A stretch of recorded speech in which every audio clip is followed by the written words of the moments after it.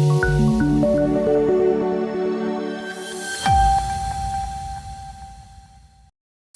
મૂક વિદ્યાર્થીની ભૂમિકા વ્યાસનું ઇક્વિટેબલ કોન્ફરન્સમાં સન્માન કરાયું।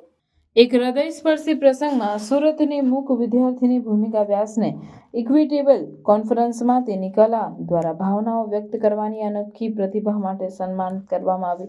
બોલી શકતી ન હોવા છતાં ભૂમિકાએ અનેક પડકારોનો સામનો કર્યો છે અને તેની કલાત્મક કુશળતાનો ઉપયોગ કરીને તેની લાગણીઓ અને વિચારો વ્યક્ત કર્યા છે।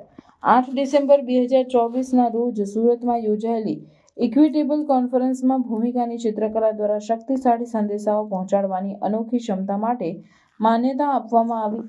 તેની કલા જે ઘણીવાર સંકલ્પ અને આશાના વિષયો દર્શાવે છે, કલા રસિકો અને વિવેચકો દ્વારા વ્યાપક રીતે પ્રશંસિત થઈ છે।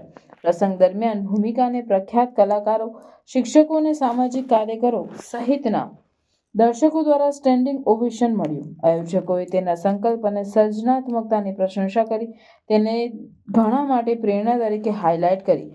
ભૂમિકાના માતા-પિતાએ તેમના ગૌરવ અને આભાર વ્યક્ત કર્યો, જણાવ્યું કે તેની સિદ્ધિઓને તેમના પરિવારને અપરંપાર આનંદ આપ્યો છે। તેમણે તેની પ્રતિભા દર્શાવવા માટે મંચ પ્રદાન કરવા બદલ કોન્ફરન્સના આયોજકોનો પણ આભાર માન્યો।